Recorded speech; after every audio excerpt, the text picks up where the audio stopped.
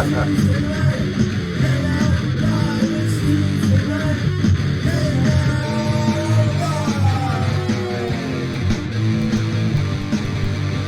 hosts, Ed Marvin, Diggin, Jess, and Dano. Tuesday Night Hangout Live is a Flash in Your Pan production.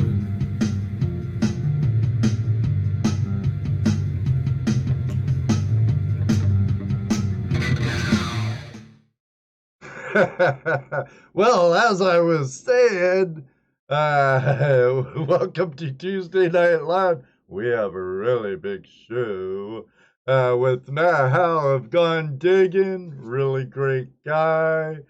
Jesse's over there laughing at me. And I deserve it, guys. I even have a whiteboard right there. Check mic, unmute. Have a great show. Oh, man, oh, man, oh, man. Thank you, Jeremy. Wayne Nugget Brain Peterson is in the house. Ed, you need to unmute. Me? I am unmute. Oh, you are now. I couldn't tell you. Hey, Jared. Hello, Brian. Hello, Flower Gold Wizards. One with the Susan nug. Hamilton. Look, Tom Sawyer TV is back again. He's becoming a regular. Welcome Good, back. good. Glad to see him. Yeah, I'm Susan glad Hamilton. to see all of you. And our number one binge viewer right now, Susan Hamilton. Oh, yeah. Thank you. Hi, Susan. We also have, I'm sure Cat Lady's hiding back there somewhere with the Nug. Brian, American Gold Prospectors. Hello, Jamie Henley. The world's greatest moderators with us Yes, tonight. Jared. And we have the educator, Guy Clark, in the house. Welcome. Been a while. And our faithful David Villa, all the way from California. All the way. Yeah.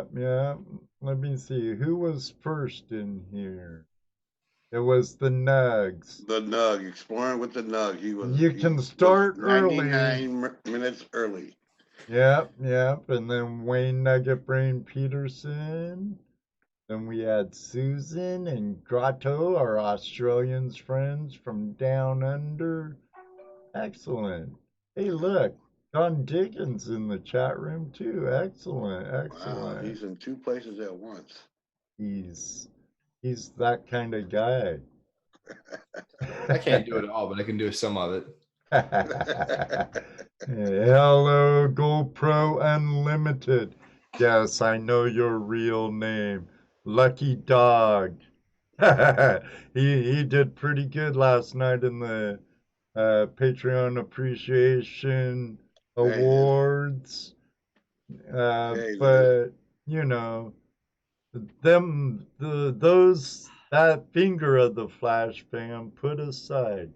You're all important to me and Jesse. Right, Jess? You bet.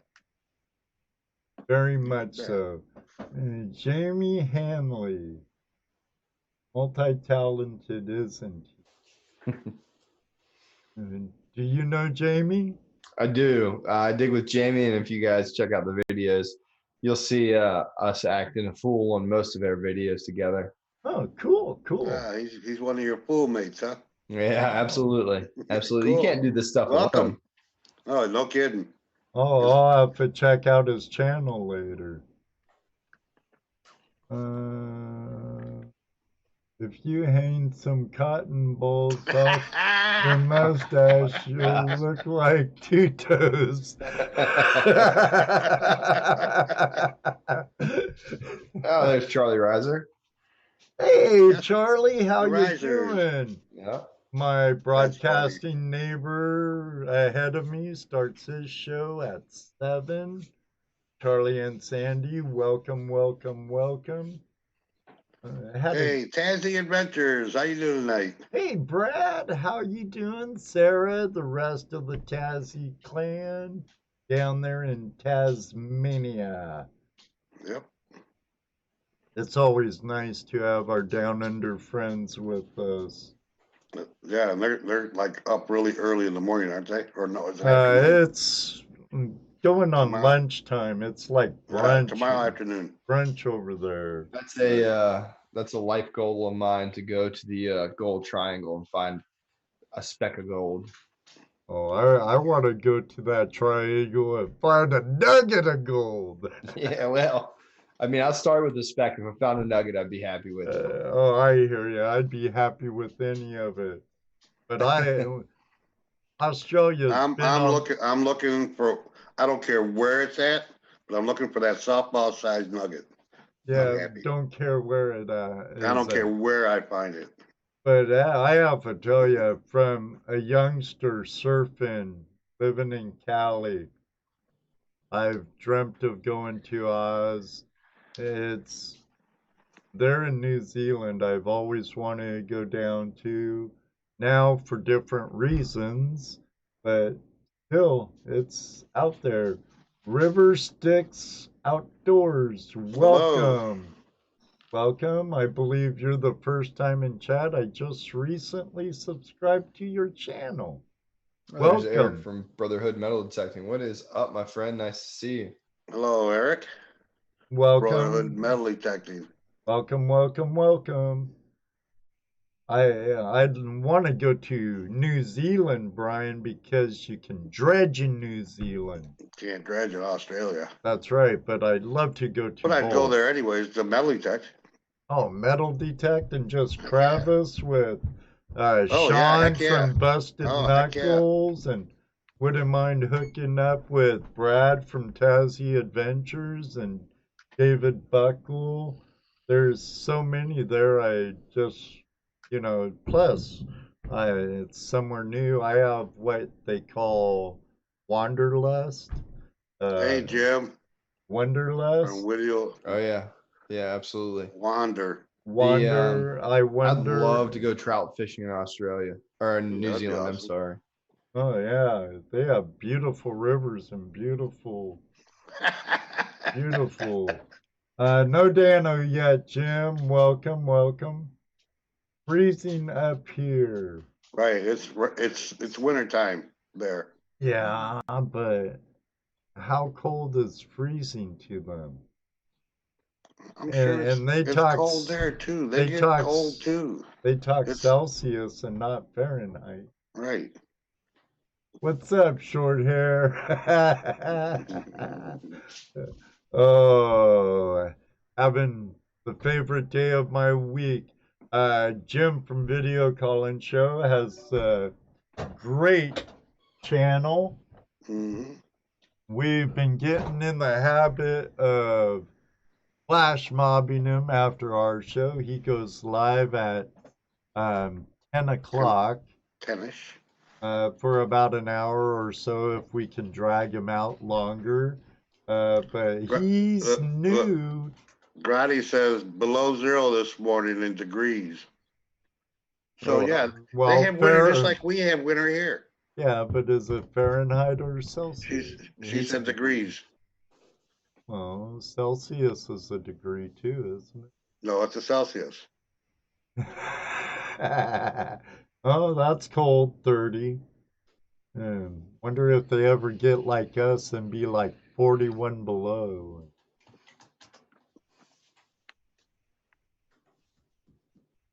Hey, Ray Adam, Moore. how's it going? Adam, Ross Walker, Drum King Ross Darwin. Is one of my other Diggin buddies. Hey, Ross. Welcome. Excellent. Welcome. Welcome. Welcome to Tuesday Night Hangout Live. I can't say Dan, Toledo, just Dano and I, but hopefully Dano will be showing up soon. It's after 8. He's probably home feeding his face right now. That could very well be. Hey, Teddy C. Chatty C. Teddy C. Oh, Teddy. Hey, Teddy. buddy. What's that? Why haven't you played pool lately, huh, dude?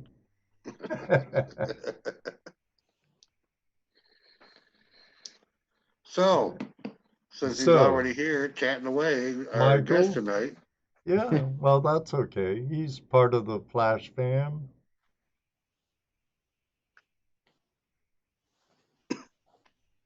You all right, Jesse?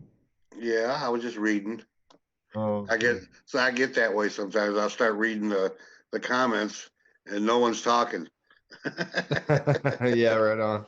Yeah, that's we were just talking about that the other day too. Dead air. It's not good. all right, Josh Kimmel. He's a neighbor of ours. He lives like 40 minutes from my house. Yeah. Oh, Josh, what's up, man? Flash Guitars just showed up. Good afternoon. I hope Josh Kimmel wasn't in the path of the tornado, though, a couple weeks ago. And I was the runner-up. Well, right on. That's Hey, look okay. Couldn't have gone to a better guy than Josh, though.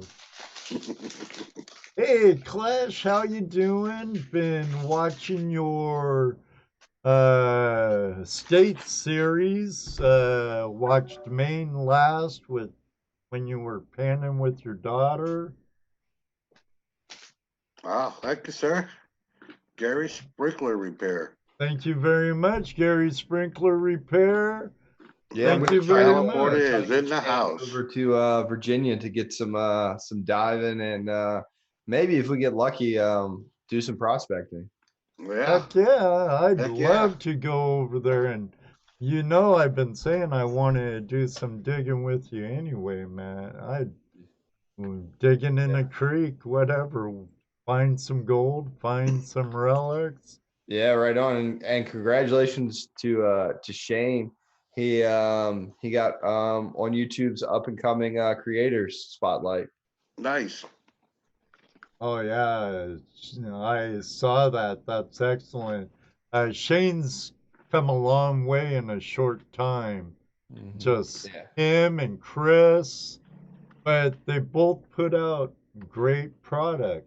Oh yeah, fantastic content, absolutely. And Shane's channel with his pay dirt stuff and his coins and guitars, everybody likes his pick. Hey Shane, where's my pick? But he hasn't sent you 3 picks yet? No, but I haven't sent him 3 stickers either. Oh, I see. Oh, that reminds me, Matt. I think I messaged you about it already, though. I had a couple of your stickers, but I forfeited them to Toledo Jess and Dano, and so I'm gonna have to hit you up for another one. Yeah, I'm gonna send you some more. I have the world famous face sticker. Have you seen those? Yeah. I didn't get those one. I got the Gone Diggin one though, but the face ones. I'll send you a world famous face sticker as well. Right on. Thank you, sir. It's a face only a mother could love, but that's all right. I thought that was right here. But Shane, if you're still out and about in the States and haven't gone through Northwest, West Central Ohio yet, before you do, let us know a week or two, except for the last weekend of June. That's our outing. Right. And we won't be here Father's Day weekend. But you know, the offer's there, bro. He's also a vet, Jesse, I believe. Yeah, cool. Yeah, anytime. We can take him to the Swank. We can take him to a few places. All right, I'll send you my address. Yeah, well, I'm sure we could even get someone like him on No Tell 'em Creek.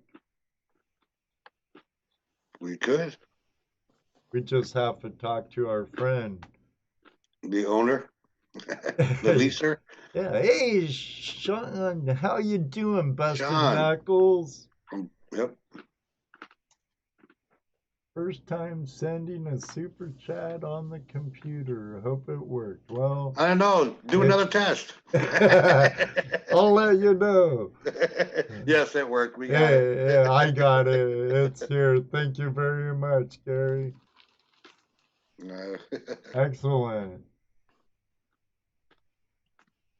Right on. Yeah, cool. Because, of course, everybody knows where No Tell 'em Creek is, right? It's everywhere we go. Everywhere we go. Unless you're invited, of course, but then we have to blindfold you and. I agree. I agree, Nug. Because I don't think it works. You try a larger number. Oh well, hey, just that. That's awesome. Hey, I really appreciate it. It all goes back into the channel one way or another, and it's greatly appreciated. I'm gonna have to get that name up here. There it goes. Yep, there's a lot of X's, a lot of spots. Yeah, there is. So, Matt. Thank you very much for joining us tonight. I really enjoy your live streams when I can catch them. You have some excellent videos. I really love your field pit digs. Those seem really cool. Well, first start by saying thanks for having me on, guys. I appreciate it. We say we were going to work out times and all that stuff, but I'm not as consistent as you guys are. I'm a little more all over the place. Yeah, it's been an interesting ride over the last couple of years, and Ross is talking about a coin I found in a video. I guess Ross, when was that? That was in the spring 2 years ago now. It's incredible how time flies when you're doing this fun, stuff, man. When you're doing what you like doing, Yeah, no doubt. You've tried to, I picked up YouTube as a way to kind of keep a video diary of what I do, and I didn't think anybody would honestly like watching it. That's funny too, because a lot of the people, what happened? A lot of the people that we talk to say the same thing, they just put them on for their own self, and before you know it, all of a sudden you got subscribers, people liking it, people commenting on your videos. Yeah, it's funny that that people would want to watch some silly overgrown kid dig. Right. Yep. It's incredible. River Sticks Outdoors says your cold seems to be gone, and it is. I'm super glad about that, and I've actually got a few dives in the last few weeks.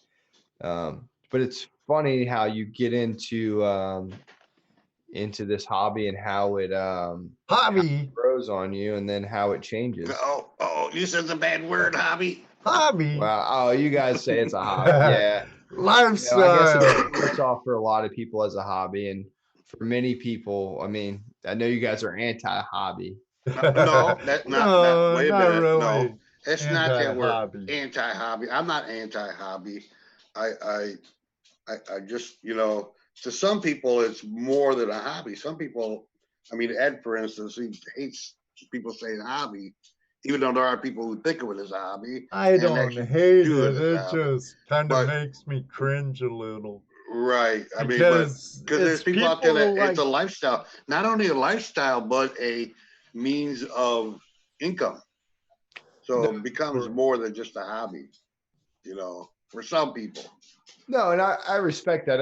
I think that for most of us, we never experienced, I mean, I truly would love to take YouTube and what I like to do, metal detecting, to be a full-time career.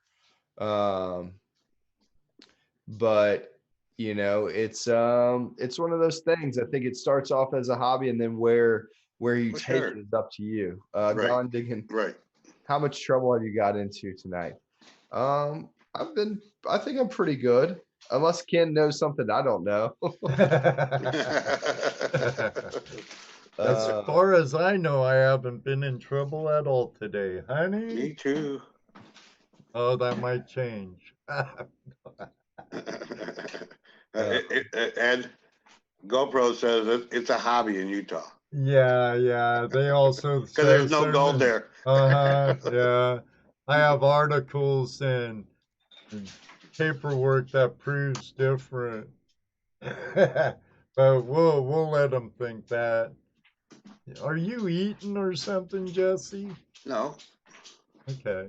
Well, since you're like that, I'm gonna bring Matt full screen. Well, I thought you'd already done that by now. If I can figure out how. so you guys are big gold prospectors. Obviously, it's a flashing your pants about prospecting Right. and all of that. To me, that's completely different and outside of what I ever considered. I mean, you guys have knowledge and research about that. I would love to know more, more about what you guys do. And I think it's probably pretty parallel in what we do. Well, it is. It's when you break it down to the core, it's about that the thrill of the hunt. When you break it down to to why you do it, because you like to look for things. I mean, you like to hunt. You like to figure out where who lost you. Like you're in your mind. In your mind, when you find something, you go, "Oh, this is really cool. What is it?" And then once you figure out what it is, whose was it? Who And then when you get lost an it? idea, the time, all the time period, then you start learning the history, you know, which is another adventure, right? Same with prospecting for gold. You learn how to do it, you start finding, then you go out in the creeks or wherever, and you start finding and these things that you're learning, and then that brings you to, wow, the old timer used to do this. I mean, because a lot of what we do is we like look at the way they used to do it too.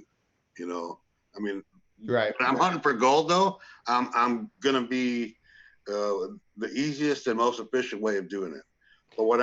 But when I'm looking at the history, I'm in awe of the equipment that these guys would build. And even some of the stuff you can build right now out in the woods, by yourself. So you got all that. So you got history, and then you got people that uh, hunt for arrowheads. You get into the hunting of arrowheads. You develop an eye for that. That's an Oh yeah, adventure. I You really know, do enjoy it all, and I think that's right? probably the downfall of what I do is I probably will never be. I mean, I'm pretty good with a metal detector. I mean, I can't. I'll be honest, but I like doing it all, so I think Right. I'll never be great at anything. Well, that's it all Sounds boils like down when you're being us. a kid. You want to go find that lost pirate treasure. You never really outgrow that. Arr. Arr. You really never outgrow that. At least I never did. I can't say Either that's have true for I. everybody, but it just seems like, I mean, who was it that was it Pulitzer that explained one day that when you driving down the road and you see a bag or a purse or a box, you wonder what's in there. Sometimes you'll even stop to see, you know, because you don't know what treasure could be in there, but you just have that desire to know what's there. David, thank And we're you. all the same thing. Yeah, absolutely. So who I saw Luke Duke said a lot of good spots for gold are also great spots in metal detect. Yeah, and Oh I think yeah, that you're still looking for that same turned over kind of history. Right. Well, yeah, you think about most places that we look for gold are places that gold has already been found, or where there's homesteading, or you know, where people have been. It's already been found there, so so we know there's gold there, and we'll find more. Mhm. But you start metal detecting, now you might find a campsite from 50, 60 years ago, where somebody was there for a week or two camping, Right. or maybe even living there for a while. Nobody knew about. They leave all kinds of stuff behind. So it's interesting, in not in my personal experience, but one of my friends, he was metal detecting a Civil War battlefield and actually found a gold nugget, Cool. a raw gold nugget, and the only explanation for why he found it is it was dropped by a soldier. Yeah, because first they got paid in gold. Well, when they got not paid. raw gold. No, not raw gold, but that doesn't mean they didn't find it too. Right. I mean, and for for the history of the area, it didn't have raw gold like that. So it was really interesting and really neat to think that maybe sometime in the the gold, the largest gold rush we know of was 1849. Another 16 years prior to this, well, 10 years prior to the Civil War. And it's really, really cool to think about that maybe this guy had been to California, or he had been prospecting in North Carolina, because North Carolina was the largest gold rush prior to the 49. Right, right. That's true. But you also have to remember the military, both North and South, mined. They mined for gold too.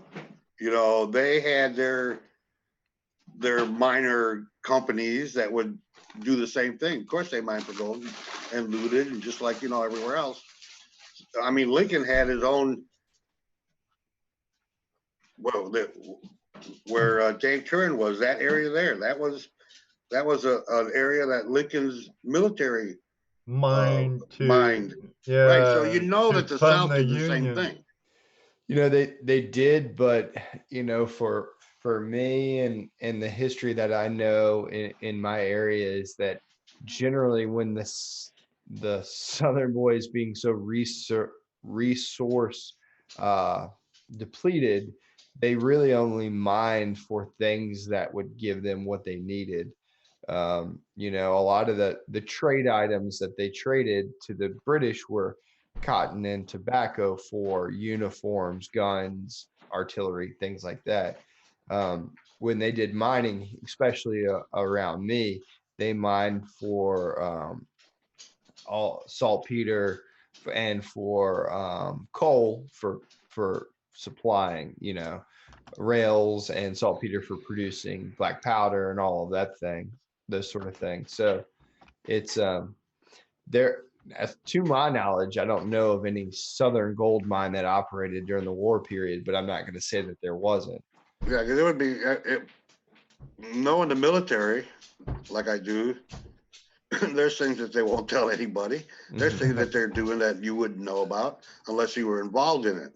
And at that point, you'd be sworn to secrecy anyways. And it's not conspiracy theory. That's just the way the military works.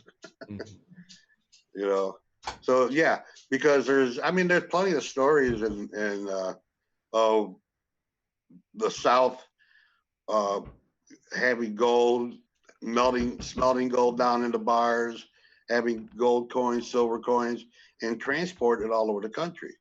So they were getting it from somewhere, and there was gold in the southern states. And there was enough gold back then, not like today. Today you couldn't walk around and unless you got really lucky, the chances are you couldn't walk around and find a 1 ounce or a 2 ounce nugget. So back then you probably could.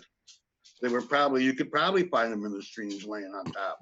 There's some places here in Virginia that you can find. Sure. Like I said, I'm not saying there still aren't there, but back then it was even more plentiful than it is now. Yeah. So I don't see where it would be an odd thing to find a gold nugget in an encampment like that. Wouldn't I've be an seen odd some thing. people from here that mine regular in Virginia. They bring back some pretty nice looking stuff. Yeah, So, there was about 2.5 years ago, the metal detecting shop that I frequented a lot before it changed hands. There was a gentleman that found 18 ounces in nuggets in the course of about 14 months on his claim. Yeah, his biggest one was 5.76 ounces. nice. And we know they're here in Ohio. I mean, Yes. they have been found in the past. But unlike you, we don't have any lode gold deposits. Right. You know, we have no natural And those, source from it. It's all glacial. Canada, Ontario, you no, you cannot ain't getting have it it back. back. No.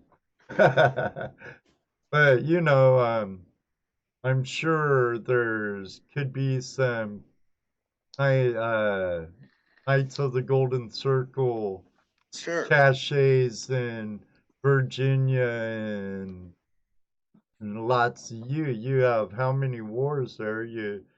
Revolution, Mm-hmm. Civil War of 1812, Civil War. So, geez, Geez, plus and all the wars that predate those.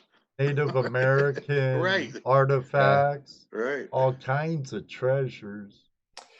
It's that's interesting. So we're the group of guys I'm working with. We're working on a Lost Virginia. We call it Lost Virginia Treasure Series, and basically we've been researching a bunch of different treasure legends outside of like the Beale treasure. Everyone knows about Right. that, but specifically we're looking for a treasure that is reported from the American Revolution that is, um, according, you know how these things are. According to legend, that this gentleman who actually lived in the county I live in, reportedly knew. Of course, everybody knows where the treasure was and knew where it was, and chartered a boat out of Baltimore because It's when he been went found. Norfolk, every boat he talked to laughed at him. So he chartered this boat, and he went on to go look for it but never found it. And it's a really interesting treasure story.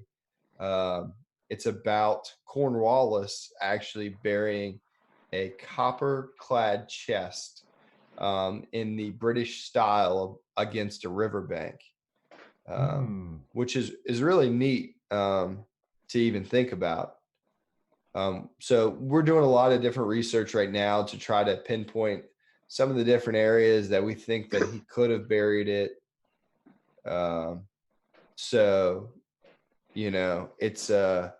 it's really, really a neat idea. The whole idea of searching for something a little larger than just a coin or a button or a bullet, Right.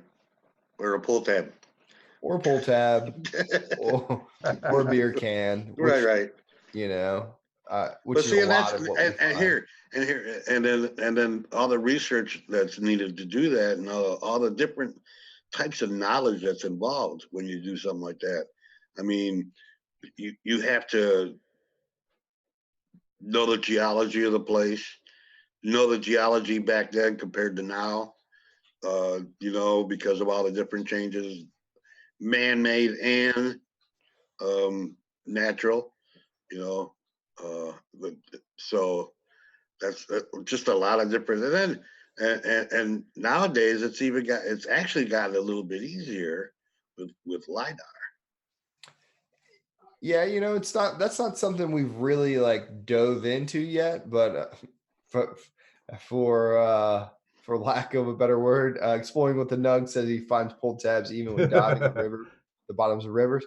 It's Yeah. funny, we do too. I just got into diving this year, well, a little bit last year, but a lot this year, and that's kind of like the whole treasure legend is kind of like a big spur to that.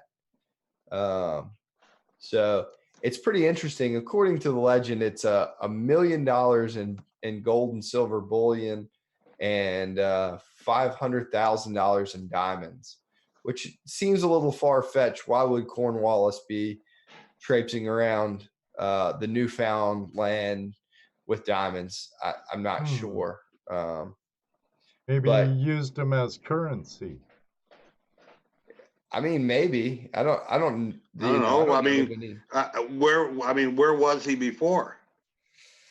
I don't know. And that's another. If he knew where he was before, then it may make sense for him to have those diamonds. I mean, if without that, right? And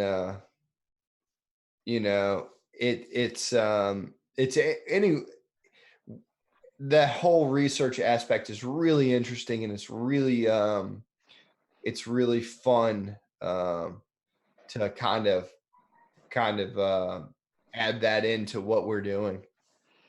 Yeah, that's one of the things that we do. We do a lot of research beforehand, Like back home, I would get into a lot of old mining history and look at all the paperwork and reports on the mine's production and where they were, how long they mined for, and a lot of them closed during the war because at that time gold wasn't a resource needed for the war effort. Right, everything was geared towards the war effort. And now it'd be a different story with the way gold is used in technology. Well, actually, gold is used in the war effort again. yeah. This is pretty interesting. Exploring with the Nug said he recently found a site with row houses that line the river from the early 1900s and an endless supply of old bottles. I would love to go. That would be awesome. That would be awesome. That's so cool, man. For not just the bottles, but any other relics from that time. Any of the everyday stuff that these people used, because the whole country was that way at one time, living in houses like that, and the cities. And like I started watching, so I watch a lot of Pioneer Pauly, and he's doing a lot of diving for gold, and I was like, that makes sniping. Oh, definitely. One day exploring with the Nug, he's gonna be down there waving out something he sees in a crack, and a pretty old nugget's gonna wink at him, and he'll say, "Ed was right. Oh, I'm gonna send this to him." Yeah. Right. All except for the last part, Ed. Yeah, I hear you. That's going to be a goal of mine. That's like combining, it's like metal detecting and diving it. And it's like everything you could ever think of is exploring somewhere you've never been, other places people don't go, with tools that most divers don't use. It's like everything you want at one time. Yep, that's a fact. And it's right now, so far, we're lucky we're able to do that. But the way things are going, who knows? Yeah. I mean, I don't know whether I'm gonna delve a little bit into this with you as a metal detectorist, coming from a person that prospects for gold, and the problems that we're having as far as regulations and stuff, and how this could affect everyone in the type of stuff that we do. It happens to them, Yep, metal detecting. I mean, I know metal detectors. They're heavily regulated locally locally anyways. I know. So real quick, Riversticks asked if I have an Excalibur. I don't currently dig with or metal detect in shallow water with the CTX 3030, but I will have an Excalibur by the end of the year. As far as regulations and stuff go, it is interesting. As you guys know, you have to be on top of what you're doing to, one, if you're going to display this stuff for the world to see on the internet, you better make sure that you're doing it right and legally. Exactly. Right. And then, and two, you should be doing it. I mean, truly, you should be doing it ethically. I mean, there's, you know, Yep. I've run across some folks that found me in the water in front of their house that got pretty upset with them, upset that I ruined their Saturday morning looking at the water. But you know, it's and for most people, if they're cool and polite, I'll find myself moving on down the road. Right. Because you know, if I'm just hanging out, unless the site is tremendously awesome, you know, and Yeah, you're right. I got you. I maybe we can understand. have that conversation. I'm not going to leave a pocket of gold just because someone's feelings are hurt. Right. You know, like so Virginia to metal detect legally in the water, you have to have a permit. And that permit's not difficult to find, but well, it's difficult to find, but it's not difficult to get. But if you go to Maryland, Maryland doesn't have a permit system. South Carolina, I know you have to have a recreational diving permit. Obviously, with anything metal detecting on private land, you have to have landowner's permission. Right. And then, you know, state forests are off limits. You guys know the rules for BLM and national forest as well. So it's interesting, man. And I really feel like with the permit system for the water in Virginia, I really feel like in the next 3 to 5 years, there's a possibility of seeing that eliminated altogether and them just saying, nope, we're not going to allow anybody to do it. Yeah, right. See, and that's where I was getting at too. It won't stop there either. You know, it won't stop with just prospectors, metal detectors. No, pretty soon because it'd be pretty everybody. soon you won't be able to hike through those woods because no, you'll ruin the land by walking through it, or no, you can't fish there anymore because there's an endangered toad hanging out somewhere around there. You know. I think you know, this is tough for a lot of people to grasp. You know, so I'll give you this is my example of all of these items here behind me. I don't own these. I'm only a steward of them for the time that I'm here on this earth. That's it. And people may think that that's maybe a little deep or maybe not, whatever you want to call it. But you know, it's my responsibility that I found these items, that I should document and record where I found them, how I found them, and be smart about it. Leave a history behind. Yeah, absolutely. Because I found those items and removed them from that history. Some provenance. And I won't. I hate. So you hate hobbyists. I hate provenance. Well, it depends from what aspect. If you're talking to academic archaeologists at great big university playing a monopoly on it with the Smithsonian, yes. But you recording it is still... That's what I have a very difficult time with. Excuse me. Because, you know, I dig a bullet out of a plowed field that's been plowed for 150 years since the Battle of Cold Harbor. Well, how can you have any real providence there? It could have been a quarter of a mile on the other side of the field at one time. It could have been, or it could have been 10 feet from it, or it could have been 5 inches from where it originally landed. You don't know.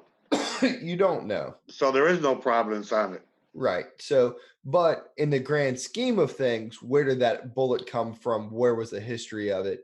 The history is that individual bullet came from the Battle of Cold Harbor, and it was found in this area. That's where I feel that provenance is important, and especially with these items here behind me. Right. But I also feel on the other side is, without going too much in depth, I feel like us being stewards of these items that we find, whether they're historical, personal, or whatever the nature, I feel like it's also our responsibility to preserve our planet in the same nature. Oh yeah. Absolutely. For that. So there's a balance in some of it. I just, I'll, there's a middle of the road. No one likes the middle of the road. Everybody wants to be right or left, and that's my political soapbox for the Well, without going too deep into it. let me add something to that. People like you, Sean Clash, our Clash Guitars, Shane, David Buckle, and Cassie Adventures, and all of us, we have put ourselves as into ambassadors. We need to be good ambassadors of our lifestyle because people outside of it will judge our lifestyle by the way we conduct ourselves.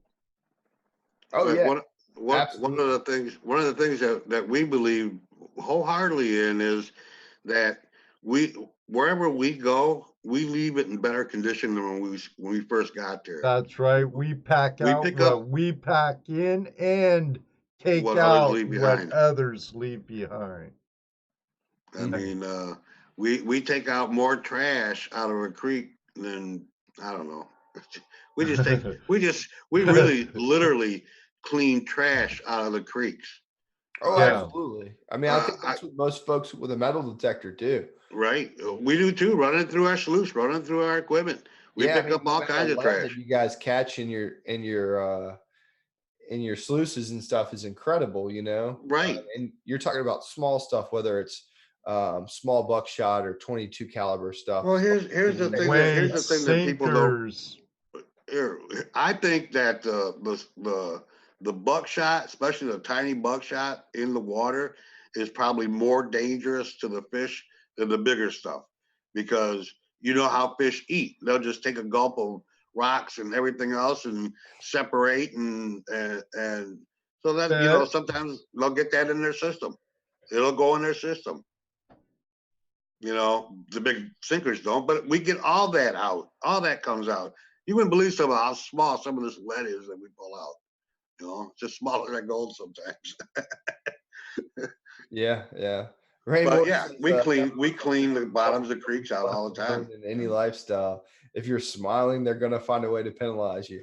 No, right. Yeah, no doubt. Penalized then, because man, I don't know how you could do this and not have a smile on your face unless you.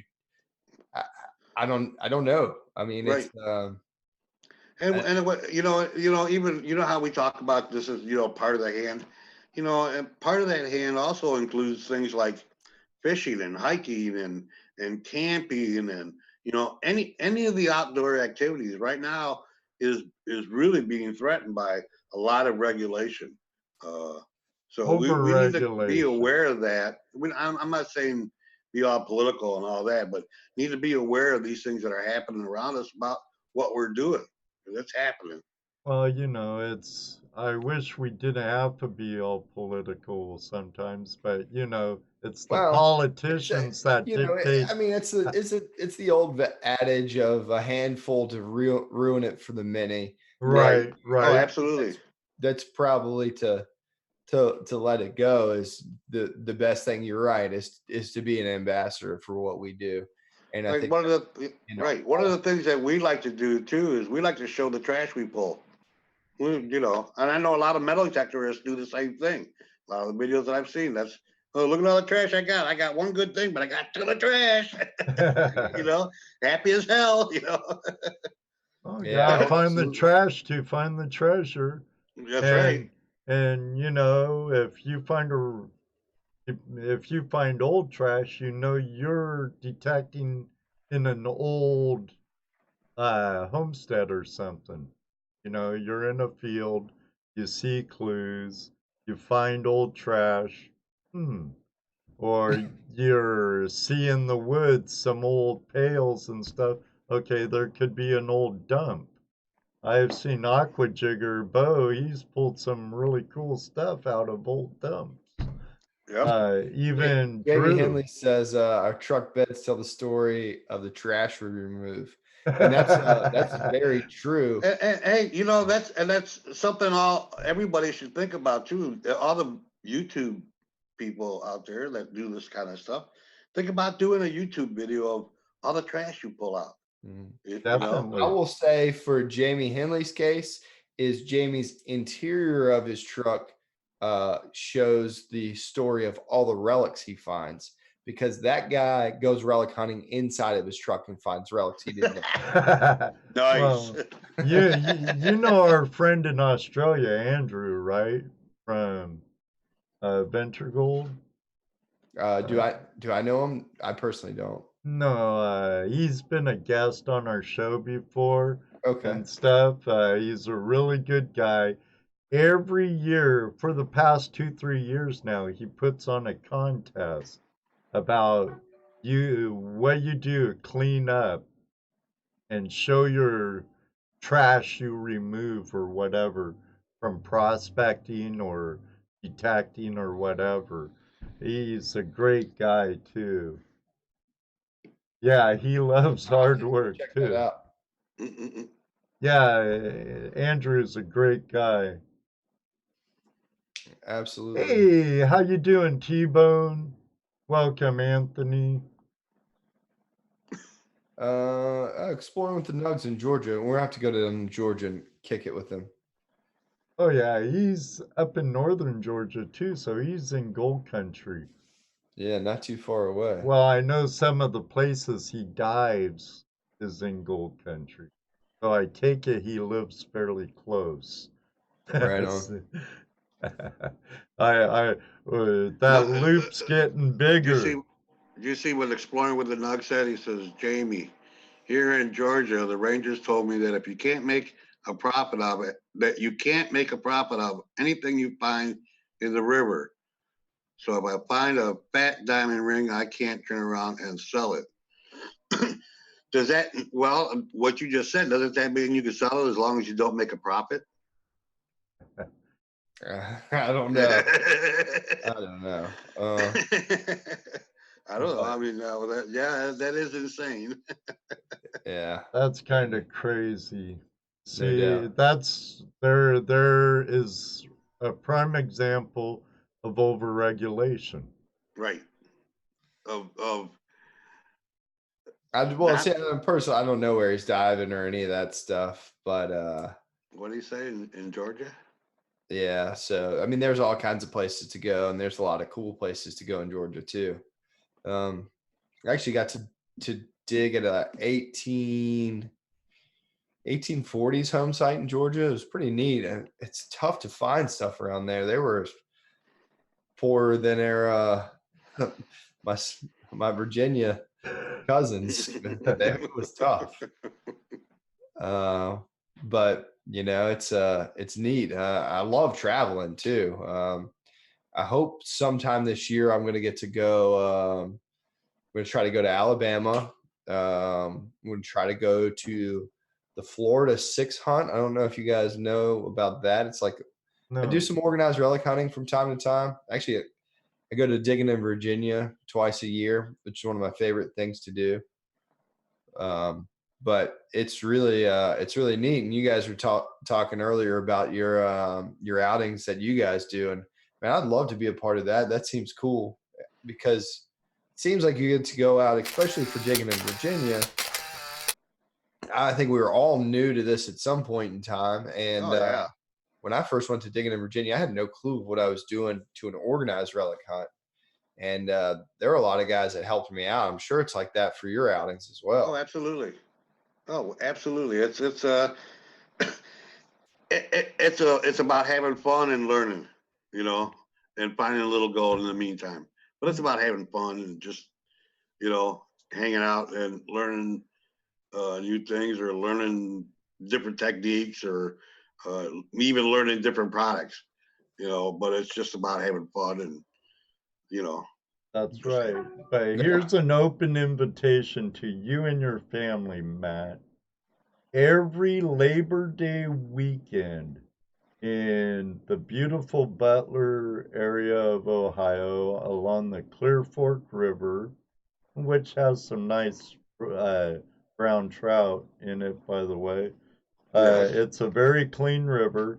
Is the Swank West property, and the Buckeye chapter of the GPAA hosts an open to a public event over Labor Day weekend called Gold Rush Days. It's been going on now for what, 18 years, Jesse? 15, 18 years, 18 years, yeah. Wow. And it's a great time. We have metal detecting hunts, dowsing contests, we all kinds of prospecting equipment is around and great camaraderie. There's people from all over Virginia, West Virginia, PA, New York, Michigan, Illinois, sometimes as far as Texas and Dubai. I was just gonna say we had that one guy from Dubai. That's right, has come Hey. to it. But you can learn how to pan, and you learn how to use different equipment, get involved in a common dig, be a guest to somebody, you can camp out. Oh, that's cool. Yeah, I would love to do that. That sounds fun. You have to. It's a fun weekend, exchange that information when I make it to that 1,000,000 views a month. I'll come out to you guys and put it all paid for. Okay, we'll be expecting you. But it's a good time, and then like this year's actually been our first year that we've started going to different outings. Like this will be our first year at this Father's Day outing. That's the second year for that outing. But we got invited to that, so we're going to that. And then and we're putting our own outing on with in conjunction with East Coast Prospectors. We got together and we're putting an outing. That we sold spots for that, and that went like boom, it was gone. Yeah, we didn't even get a chance to advertise it. We just told a couple of people we were going to do this. The next thing we knew, they were already buying. Boom. What we did is it cost so much to camp there, and that's what we got for the spots. It ain't right. But it's our camp. It's like we're campgrounds for the weekend. Nice. So, private campground. It's ours, just our group. It's gonna be a great time. And if you didn't make it this time, we're probably gonna be doing another one. We'll see. Yeah, well, I'm sure we will. To the Soils, how you doing? Jim and Gina, welcome. I just see Jim. Gina's up above. There's Coils to the Soil, Gina. That's kind of cool. And that's kind of how the organized metal detecting events are that I've been to. I mean, the finds are fun. Don't get me wrong. In fact, the last one that the guys we went to was phenomenal. We had a day that I will probably never forget in my life. So, but a lot of it's hanging out. They have card games and they do all, in the evenings in the hotel, drinking beer and just acting silly. So we do that same thing at the campgrounds. Yeah, absolutely, man. It's the same thing, just different locations. That's all. Right. So that's cool, man. I would love to come out to that. And they do. I tell you what, they do a seated metal detecting hunt with some great prizes. They also do one at night. Yeah, a night hunt. Like I said, a dowsing hunt and a little competition. Right, so you can get closer to the nugget. Wow. They have a kids only hunt too, I believe. Yep. A lot of activities for the young ones. Very cool. And then there's plenty of people there that are there showing people how to prospect, how to look for gold, showing them equipment, letting them run equipment, so it's a lot of fun. It's a really good family outing for a weekend, so almost in the middle of Ohio. So yeah, that's neat. That's neat. That's not really that far away. I think. No, it's not. It's 5.5 hours, 6 hours from me. Right. But yeah, that's cool, man. That's fun. I'd like to. I've been working in the process of trying to get a location for my own organized relic hunt. And kind of small thing, kind of like what you guys are talking about. Maybe just a handful of folks. and that kind of thing. So I don't know. We'll see if we can make that happen in the next year. Yeah, we limited ourselves to a small group the first time, just to see how it goes. You don't know about these things the first time you try them yourself. So we figured we'd just do a small group. Turned out to be bigger than what we thought, but it's still a small group. Yeah. Yeah, I organized a charity race this year, and it was the largest first year charity race that this organization had ever had, and it was until you get into organizing something, whether it's a metal detecting event or whatever, you have no clue of what's involved. And it floored me. Yeah, I've done a couple of different things, so I was a little aware. That's why I was really trying to keep it down to a minimum, small as possible, because I know all the things that can go wrong. Yeah. Hey, David Buckle, how you doing tonight, buddy? Yeah. So, but it's a lot of fun. So it is. It's fun. Feel like taking some phone calls? Yeah, let's throw them out there. Or if anybody has any questions in the chat, I'd love to hear them. This is kind of a little more laid back than what I'm used to, but I mean, yeah, I like it. Well, we're you should have said something. I would have got a shirt and a tie on, and had you put a shirt and a tie on, and I would have written down some questions and asked you all formal. And no, then that wouldn't be no fun. No, it's good. That'd be boring. Well, we kind of shoot from the hip here. Yeah, no doubt. So it's I'm getting the information for the Zoom so they could call in to put in the description. And then I'll paste the one link in the room. We have numbers from all over the world you can call in. So I understand your dislike of academia, and it's overbearing hypothesis on everything worldly.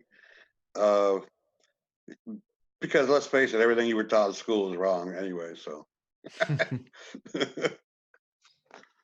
yeah. I mean, you were George taught, did cut you were down taught the in cherry history tree a certain way according to that particular time period when you were being taught.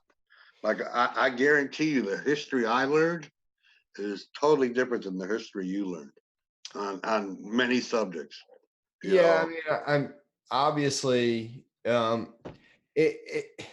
that's kind of interesting to me. I think that everybody learns something different regionally. Obviously, that right, because exactly. I live outside of the capital of the Confederacy, and I had ancestors that fought for, we'll call it the Southern cause, but I don't personally believe that they fought because they wanted slaves. I feel that my ancestors fought because they felt they were defending their home. Correct. Well, that, and from what I understand of that side of history, the South was under a lot of tariffs and were being overtaxed, and right, you can they go were into their a million freedoms things of were states' rights. It's pretty interesting, but I think that regardless of what history that you're taught, I think the cool part of all of this is that we all have the option to go out and to really to find our own history with a simple. I mean, metal detectors aren't expensive. They used to be.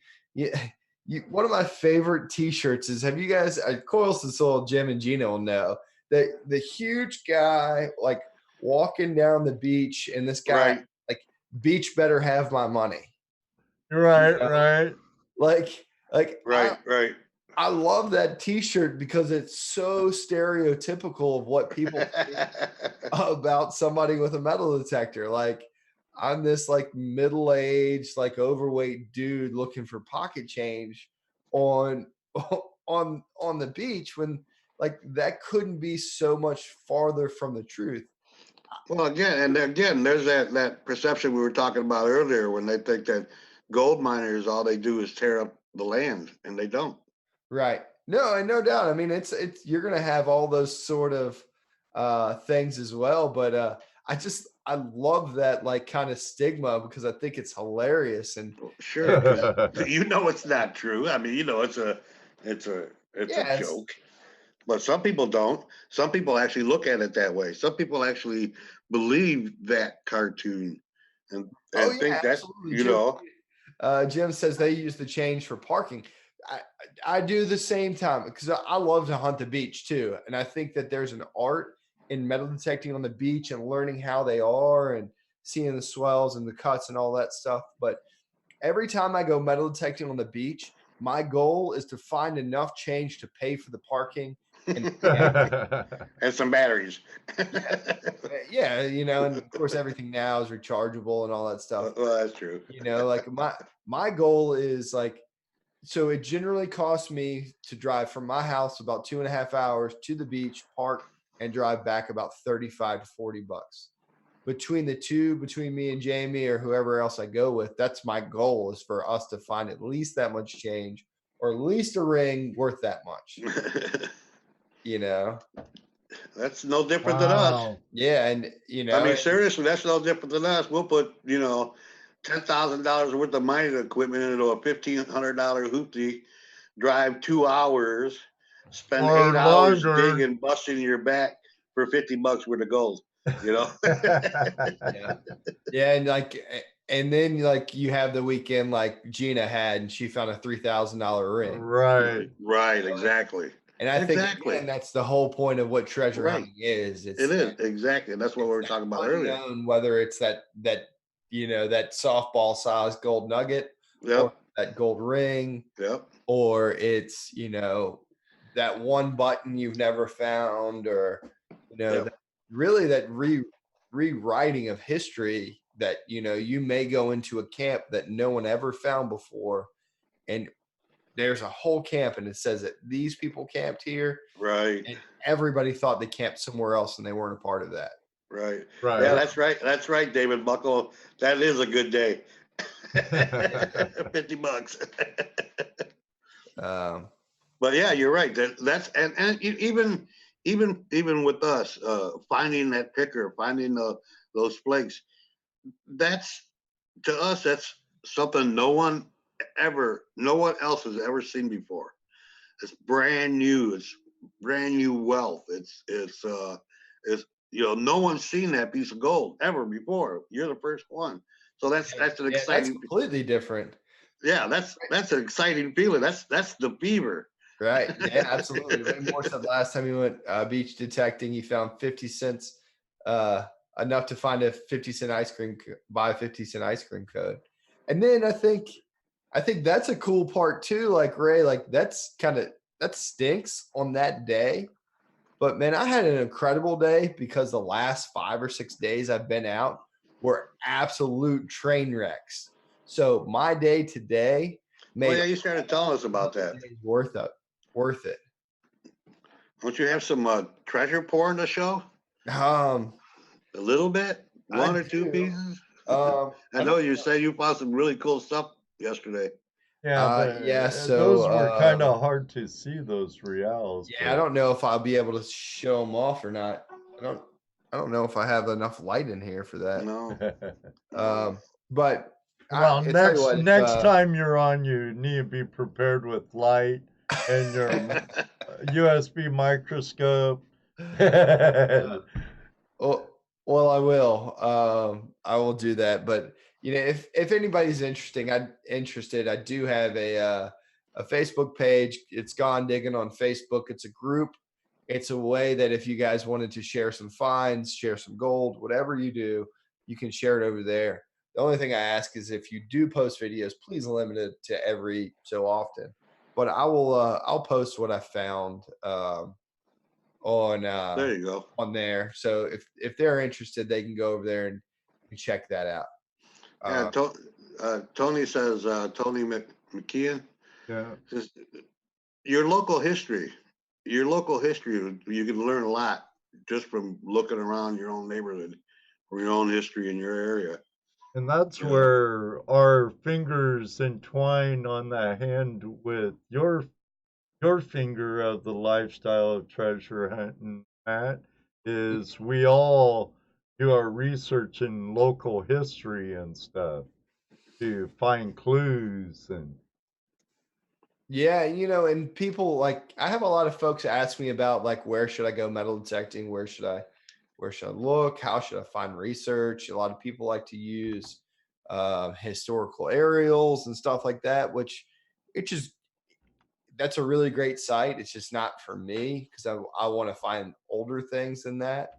But I honestly believe that the best place to go metal detecting is your backyard. Like I can't stress that enough. Like I found some of my best finds in my own backyard. I found a candy hamp in my yard. My first silver dime was in my own backyard. Yep. And I think the history of that is cool because now you're finding a piece of what happened, whether like aside from you building the house, if you built the house and you go out and find something in your own backyard, you know that it was lost before you were there. Right. Well, in constructions, like where I'm working today, it's a bandstand. I'm putting up a railing on a bandstand we built, but I wasn't there at this time. But a guy I work with, Rich Cleaner, he found a pocket watch while he was digging foundation footers. Mm-hmm. And I found old bottles under old buildings and pavers, old paving stones. That's like 5 layers below 5 layers of asphalt. And Yeah, absolutely. Exploring with the Nug said his first videos on YouTube were backyard metal detecting videos.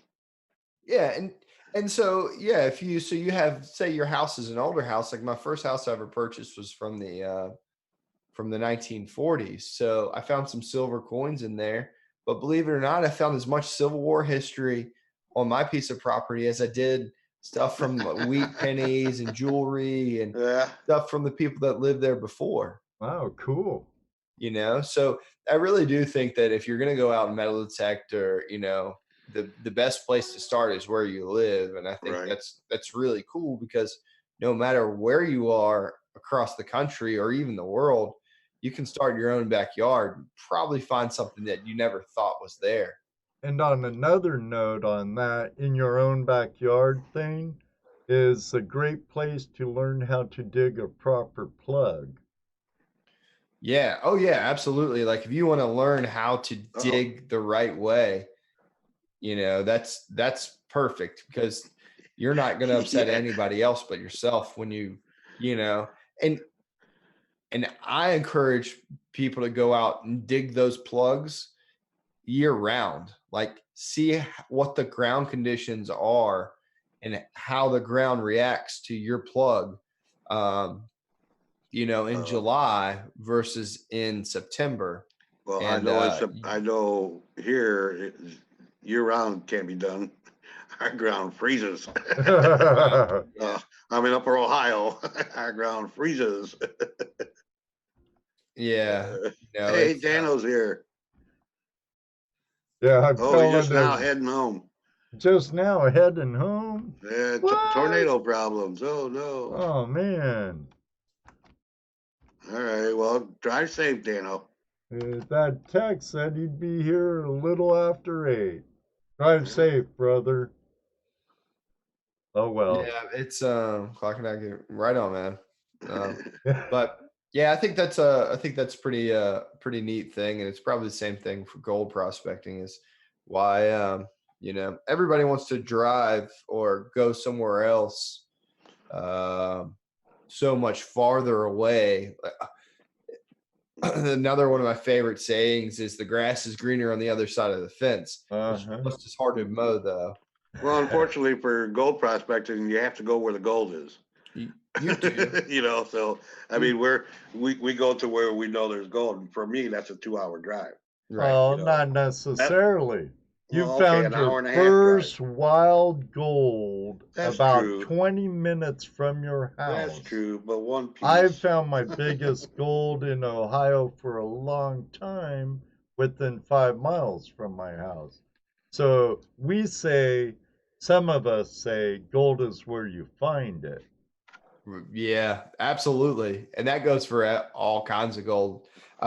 Shane did the gold in the city streets in New York. Yep. Right. And I watched that TV show he had talked about earlier about the guy doing that, but it was incredible to see that he went and did incredible, kind of gross at the same time. But he went and did all of that panning and stuff, and he found a pretty considerable amount of gold. Yeah, you go to the jewelry district. Mm-hmm. Jeff Williams have done it from AskJeffWilliams.com. Right. Actually, Adam from California Gold Rush did it in the district in Boston. Right. Tom Massey's done it in New York also. Yeah.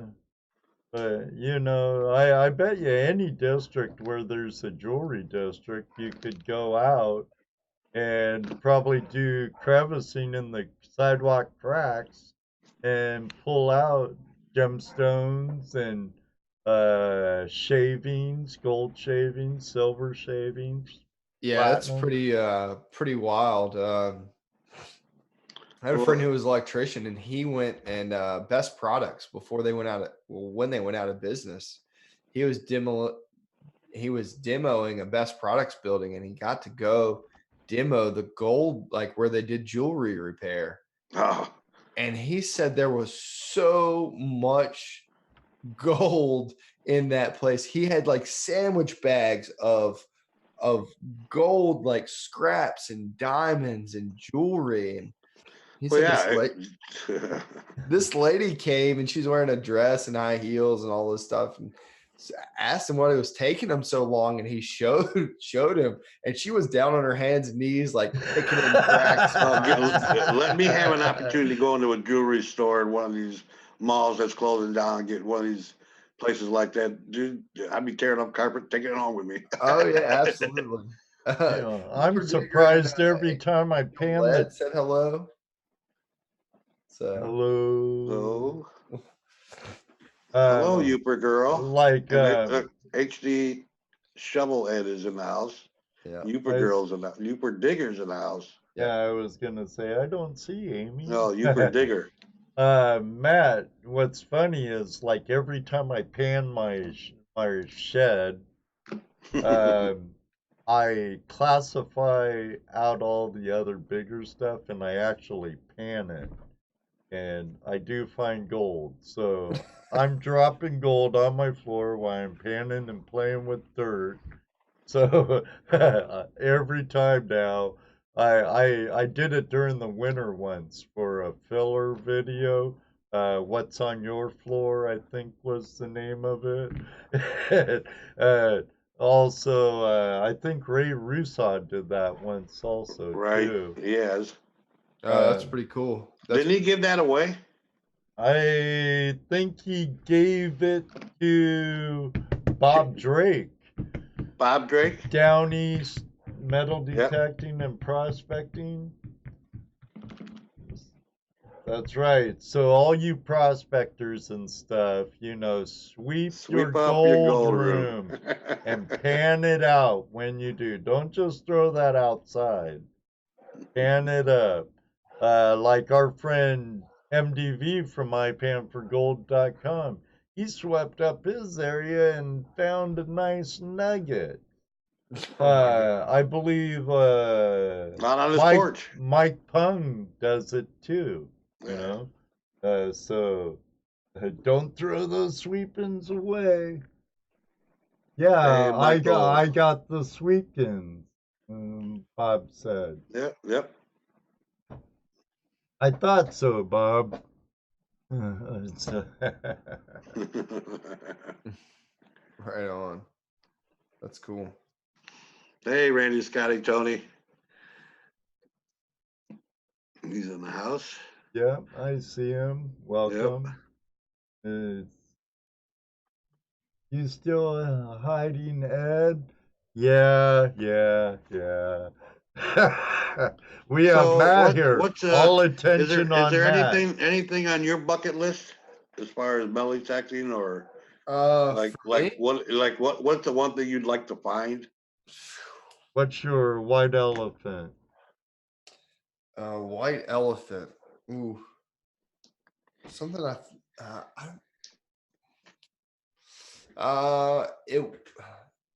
it was a bust series coin. And I found that last spring. I've dug a gold coin. I never thought that, like, I have items that I'd like to dig or I think I should dig.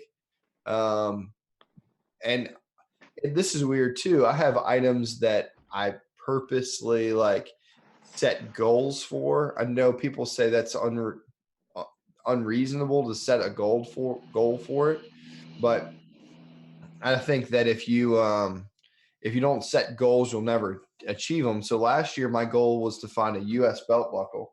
In fact, I do have it here. Show it. Hashtag show it. Hashtag show it. So I had a goal to find a U.S. belt buckle in the water, and that nice. There it is. Right there. Right there. Nice. Very nice. So did you clean that up a lot, or is that the way you found it? This is pretty much exactly how I found it. Nice. So that was my so this is actually a box plate. So that was my goal to find one in the water last year. And I did. So I worked really hard to find it. I saw 5 US plates come out of the water, and I actually managed to find 2 in a piece. Here's my piece of one I found. Oh, you found a piece too? Yep. Oh, that's cool. That's the corner of the U.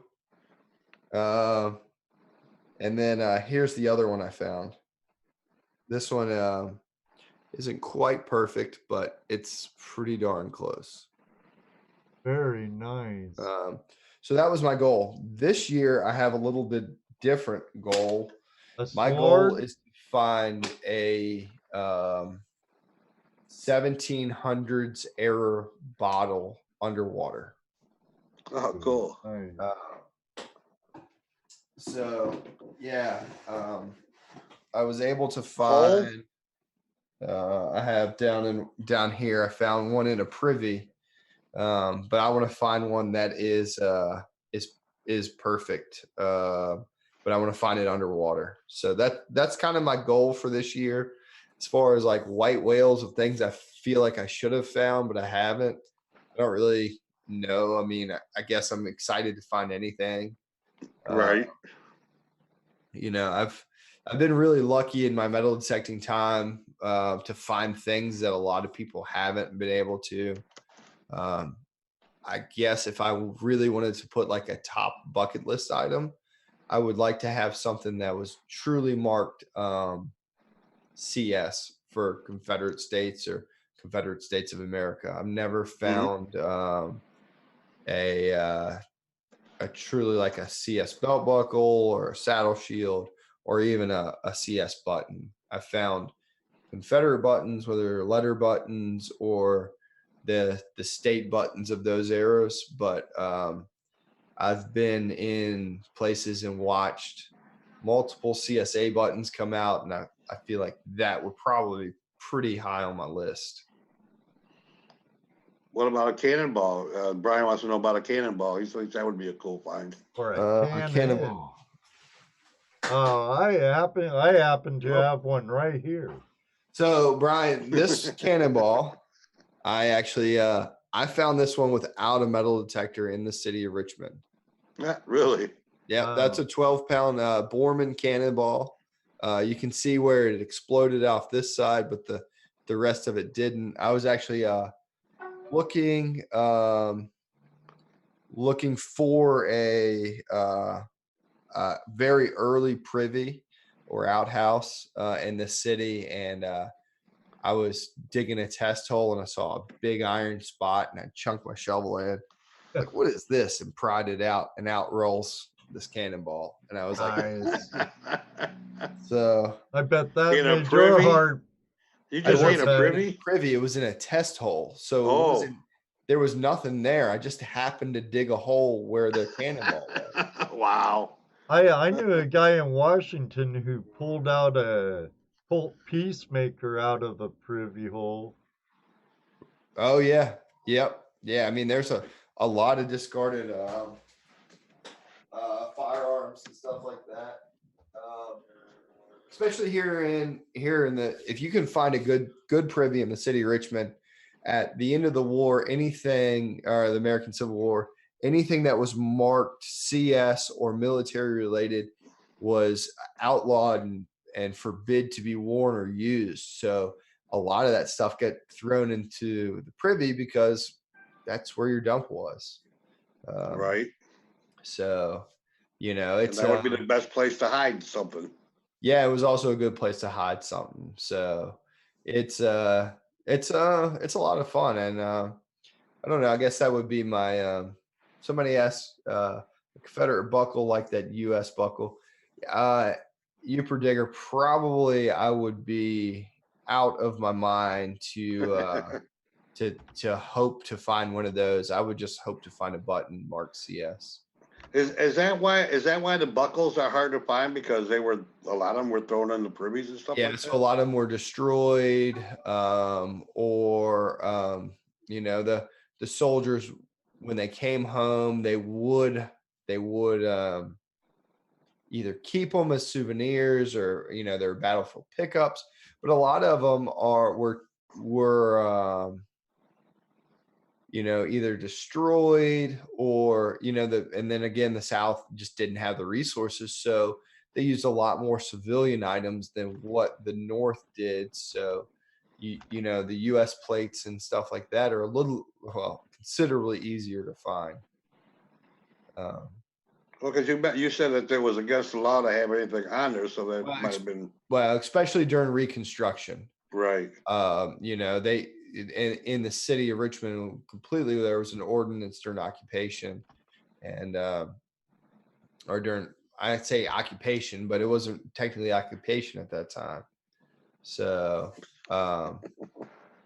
it was a Civil War.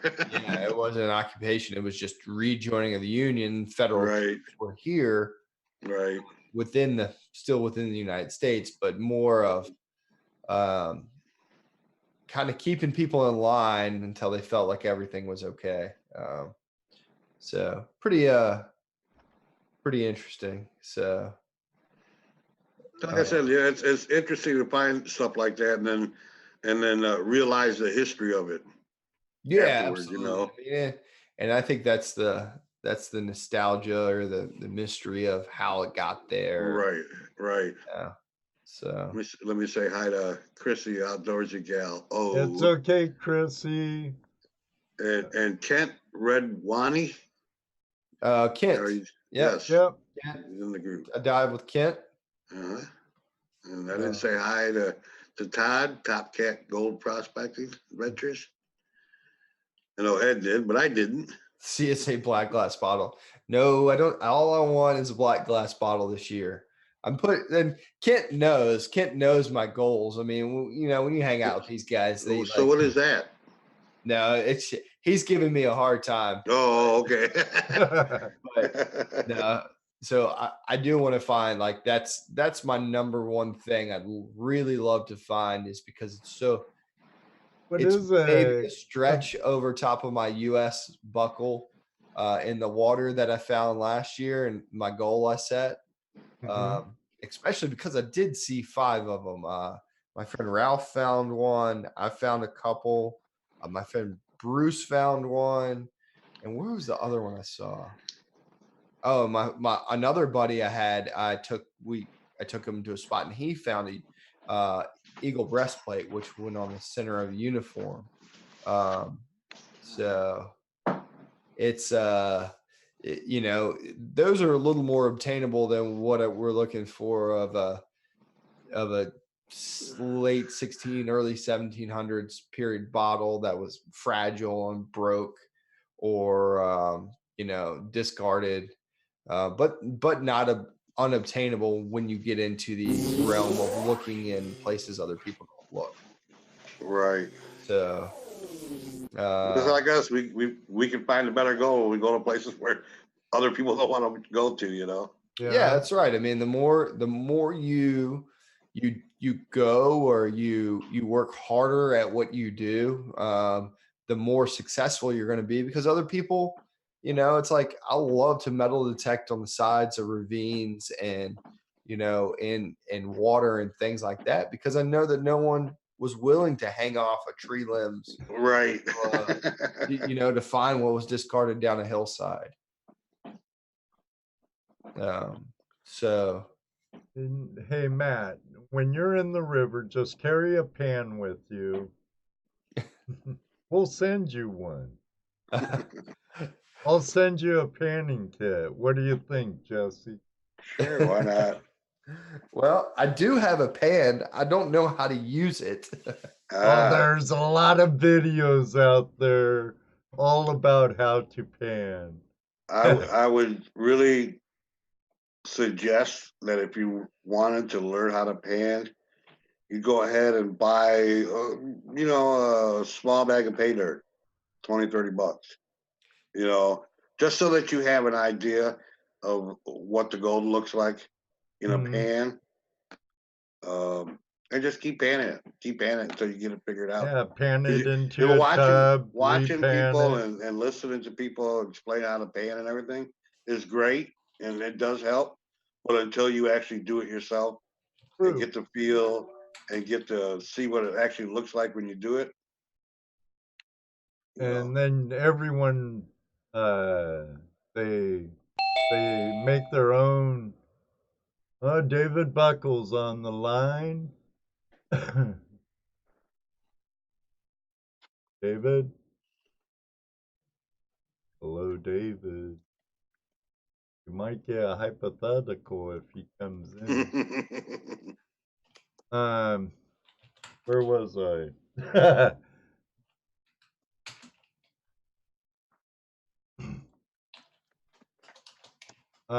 Yeah, make sure you use a tub or a safety pan. So you can recapture what you're doing. Yeah.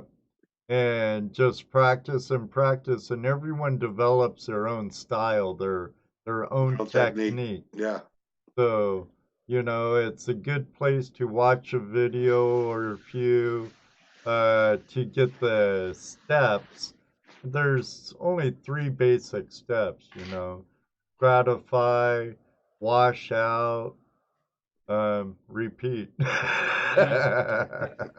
Yeah. Well, I'm gonna get to it. It's one of the many lists of things I'd like to do. So I would like one of those things you can do at home when it's raining raining out and you can't go metal detecting and it's too cold out or whatever. You just can't get out and metal detect something to practice, something you can play with. You know, get the hang of painting. The hang of painting, yep. The hang of painting. Definitely. Hang of pan. Oh, what was that ugly bloke there? Oh, that's an ugly dude there. That David Buckle dude? I know Debbie's a lot better to look at, but you know, we love the guy nonetheless. I'm starting to think that you guys are in love with Debbie, and the only reason you have anything to do with me is so you can bloody curb on Debbie. You're just finally realizing that. Well, I'm not a smart man. Yeah, we know. How's it going, David? Oh, I'm all right, man. I'm well. How are you guys going? Good. How's your back? Good. Oh, it's not good. It's not good. That's bad. Debbie, I got Debbie to send me over some tablets, some anti-inflammatories, and they arrived today. So I'm going to go pick them up, and hopefully that'll help. Take the swelling down a bit. Oh, I hope so, brother. Yep. Yeah, I've been plugging our away. Buddy Jim's leaving. Sorry. I was just saying, our buddy Jim from Video Calling Show. He's leaving. He's got to go get ready for his show. Well, see you in a little while, Jim. Yeah. We'll be out. I've got a couple of questions for Matt. Well, hey, dude, shoot. All right. First, that subscribe plaque behind you. That's cool. I want to know, where do you get them from? Do you have to have millions of views to get one of them? No, so I actually had a buddy. He has like one of those like fancy laser things. Oh yeah, cool. And yep. he cut it out and he cut the vinyl and did all that stuff, man. It was pretty cheap. I'll try to I'll get a link and I'll put it on there. But yeah, it's pretty cool. I liked it. I asked him. He's supposed to build me one that lights up, but I didn't want it to be obnoxious either. I reckon that'd be cool. I reckon that'd be really cool. The other question I've got for you is a hypothetical question. So it's not real, just a bit of pretend, I've been watching you, listening to you. I think you're absolutely fantastic. I can tell you're very, very passionate about what you do.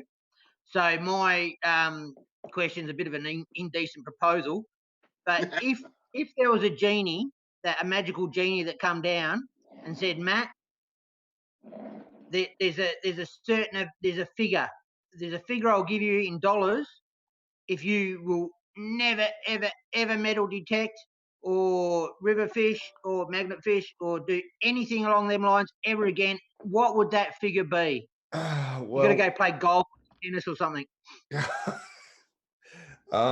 We would have to see if my wife was in the room, and then that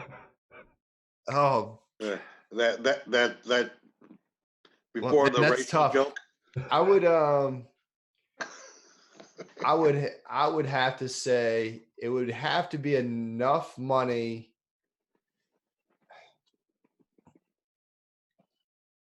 I think $1 million is too cheap. Probably about. Well, I'd do 5 million. It would kill me though. Million. Yeah, so you wouldn't even do it for 4.9 million. 4.9 million wouldn't tempt you. It would no. It would have to be enough money that I live the rest of my life on, and not work. But then I would be bored. So that's the thing, isn't it? Sorry, Matt. Sorry to put you on the spot with a difficult question. All right, guys. I love it. That's a great question. In fact, I'm gonna steal that for the next time I do this. Yeah, do it. Steal it. Really love the show, guys. Really reckon you're awesome, Matt. Take care, and I'll get back into the chat. See you. Thank you. It was great talking to you. Bye, David. Thanks for stopping by. Heal quickly, David. Say hi to Debbie. Yeah, say hi. Am I gone? No, not yet. Have I left the meeting? No. Want me to kick you out? Kick him out. Yeah, kick me out, man. Kick me out. Knock you out of there. Later, David. Awesome call. You're welcome, part-time detector. Our good friend David. Yeah, he belly texts. He finds some nice little nuggets. Yep, he's a nugget shooter. We like it when he calls and give us his hypotheticals and. No, that's great stuff. I love it. That's fantastic. So yeah, I mean, yeah, that's a cool question too. Matt would buy his own Civil War farm, but if he couldn't detect anymore, he can't detect it. See, that's the conundrum right there.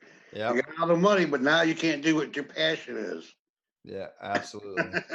So I don't know, dude.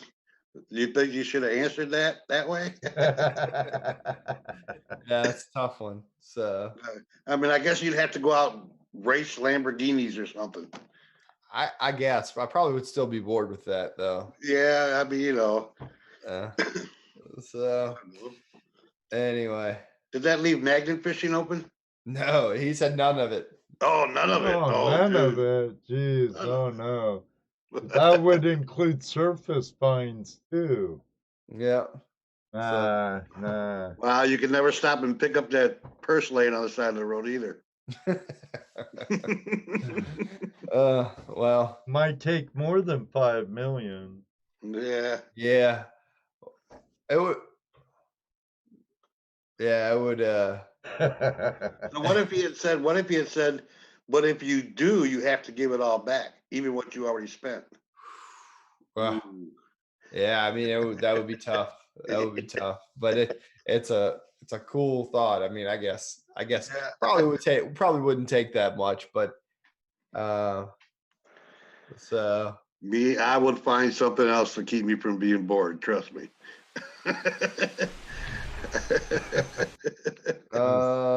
Out Jersey Girl said, if I could pick, who would I like to go metal detecting with? And I could pick more than one.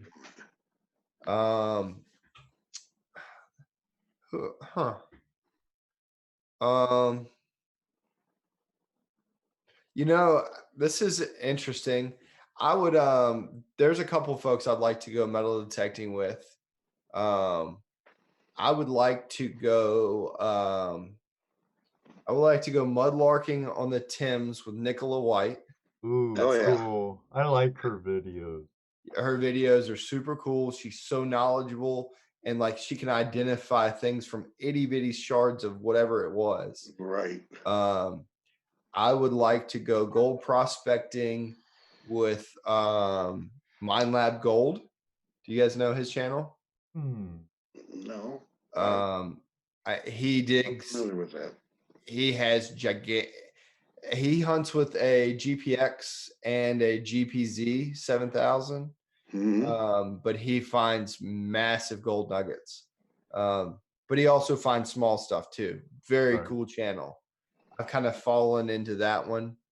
I would like to go metal detecting in a just for the fun of it with Gary Pinta. He does the miniature metal detectors. I don't know if you guys are familiar with Gary. His website is mydetecting.com. He does phenomenal, really cool miniatures. He made Jocelyn one, right? Yeah, actually, I'll show you this one. I've heard of them. This. Oh, cool. Oh, okay. So that's my GPX. He made it 2 scale. It's got an 18-inch coil. That's what I swing on my GPX.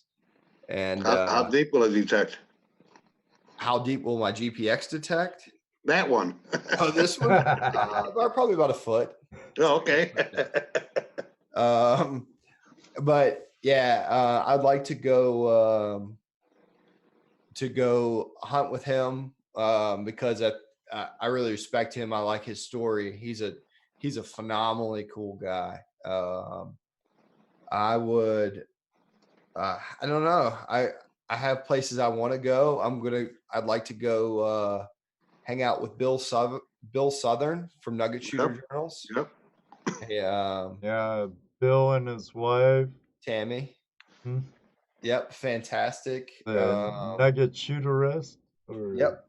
Yeah, I'd like to. I may actually get to meet her in the next few months. She's coming to Virginia, so. Oh, cool. Yeah, sometimes we have the pleasure of them joining us in our live chat. So, I mean, it's tough. I think I could probably find anywhere, anywhere across the world to go. And, there's so many cool channels I'd love to go hang out with. It's one thing I would love to do. I know it's not about me, but I have to say it. I would love to go spelunking with Bo. Yeah, that would be fun. Yeah. Yep. Yeah, I'll hold his camera for him. I like Adventure caving. said, "What? No digging with Brit? No. No, no, no. No. Um, Isn't that funny? I That's, mean, it's not just me, it's everybody. yeah, you know, it's just hard to believe she has as many subs as she has. No, it's not Not hard to really. believe. Yeah, well, yeah, I can understand, but really. So, you know, I don't know.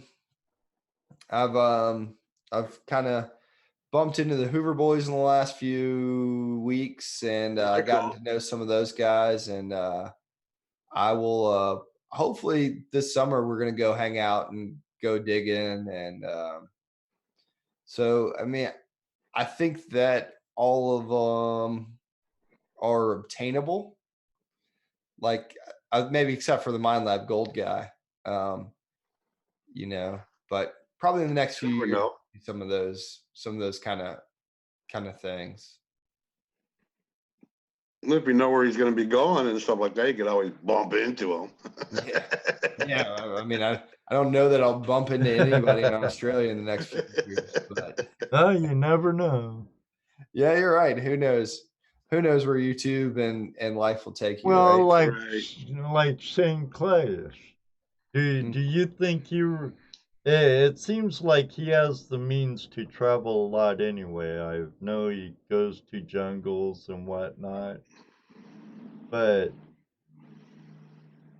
or even like Pioneer Polly. I know he's an actor. He doesn't work all the time.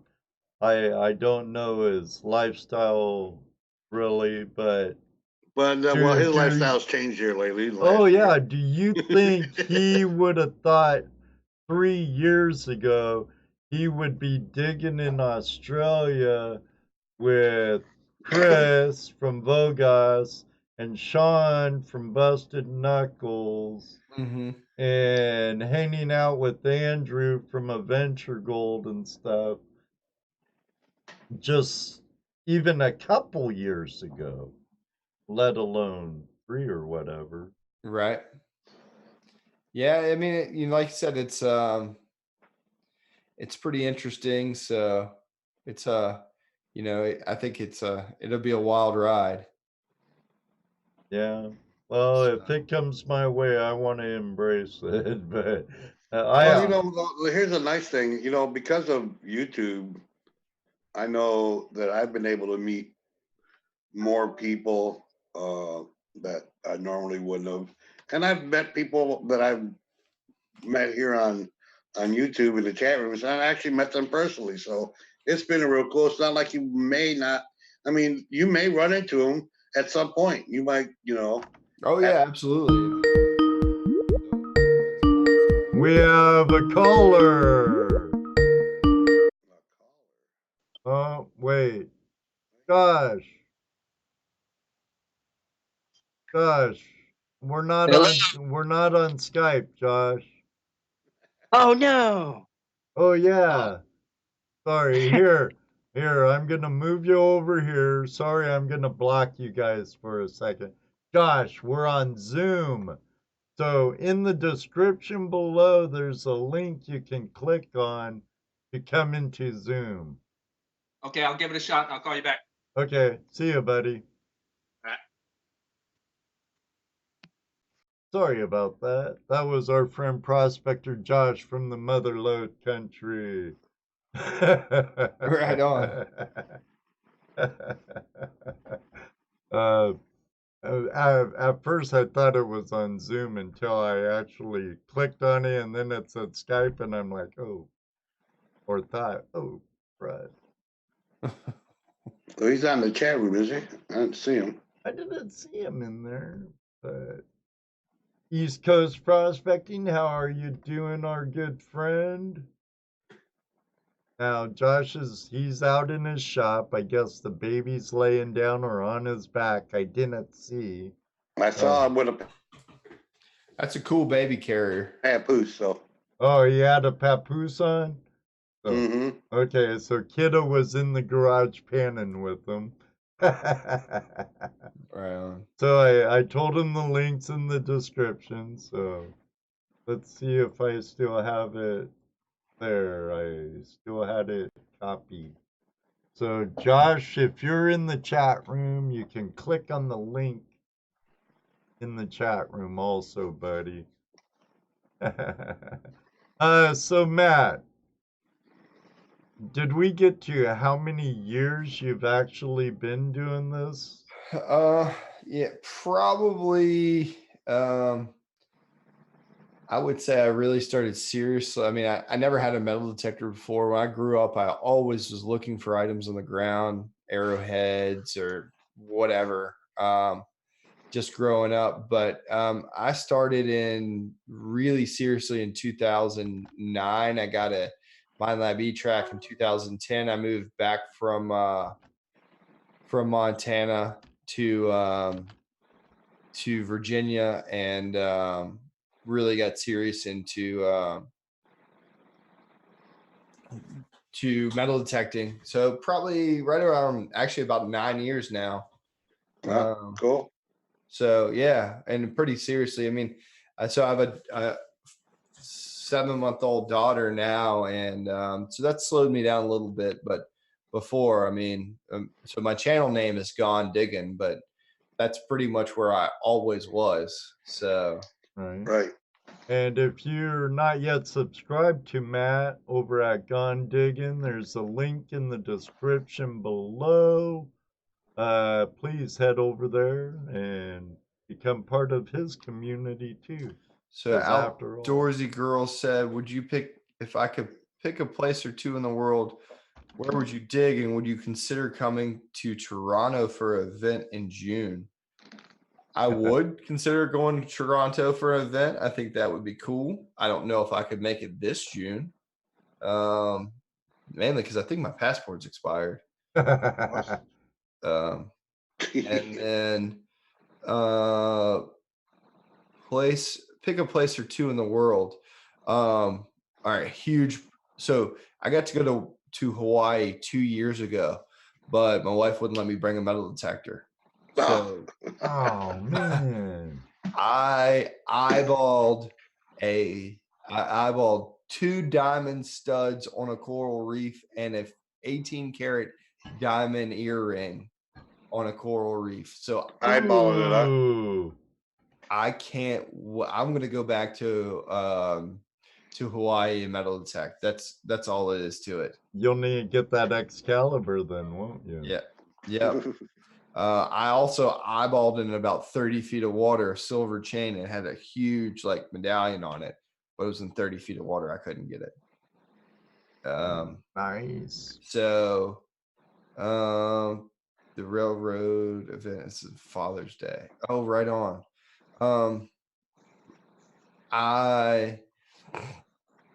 So I'll have to go to that next year. Outdoorsy Girl. I would love to go to that though. That'd be fun. So I want to go to Hawaii, and then oh, here he is. So who knows where else I'd go. Our buddy Mr. Lodak says, "Gone digging. When you start gold prospecting, the name will still work. But once you start dredging, you might need to update to Gone Dredging." Josh, can you hear? Hello. Josh.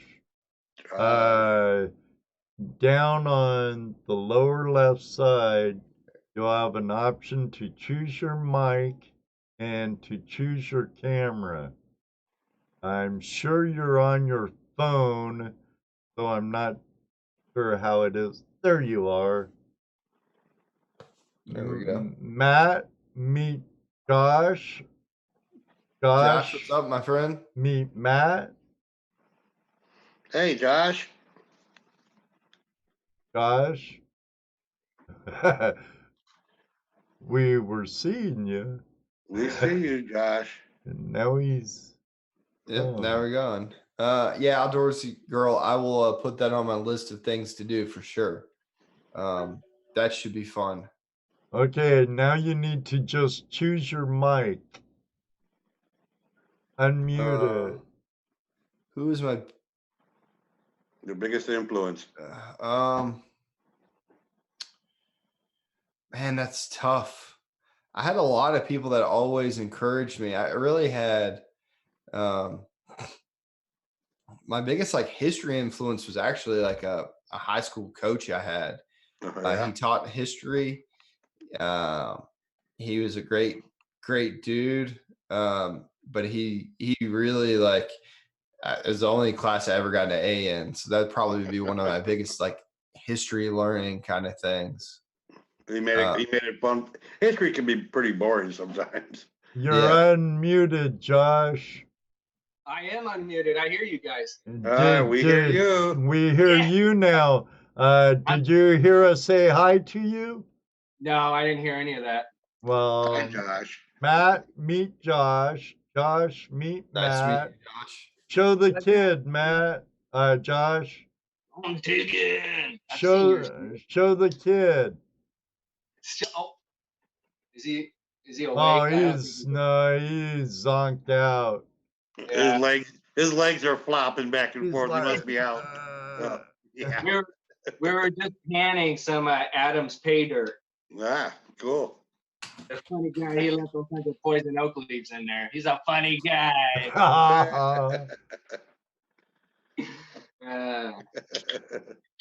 So, I just wanted to call and say hi. I haven't talked to you guys, obviously, because shit, you guys aren't even on what do you call it? Skype. Skype anymore. No, this is better, dude. This is It better. is. This is way better. This is way better. We were there for a while. We're supposed to be able to get 100 people on here at once. Yeah, one day we'll try it. Yeah. And one of these open line Tuesdays we'll try. So Matt, man, I didn't call with any questions. Oh, right on, man. Let Where me do see you live what- where it's bright and sunny outside? Let me see what your hat says. What's your hat say? It's got my channel name. It's Nice. It's subliminal. It's like all of it's like the subliminal giant red subscribe sign. Yeah, I've noticed a lot of attention to that sign. I mean, from when Adam was on your show a year or so ago to tonight. And I've seen it when I've been in your live streams also. People bring up, nice sign. Where'd you get it? I know. Well, I try. So I still owe the guy the $25 for the sign, and I've been lazy about it. But I told him, I was like, "You give me a link to the sign, I can sell you 1,000 of these things." Oh, dude, I think anybody that has a YouTube page would want to buy that. So, yeah, I mean, you can't even find those silly things. Josh would want one hanging up in his garage. Yeah, I have a good spot for that. Yeah. See? So you need to work on getting that link. Maybe you could We can do a even get a revenue share. portion. I got Yeah. some swag between you guys too, man. It's all coming in. Excellent. Brainwash your audience. Yeah, you no got it. No doubt. Hey, Dan Zoller. I think Suicidal Tendencies has a song about that. Effing with me subliminally. Yeah, yep.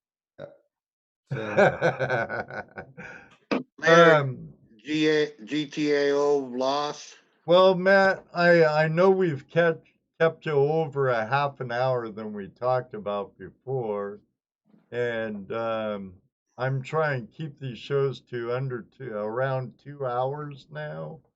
Right on. I start work an hour earlier during the summer.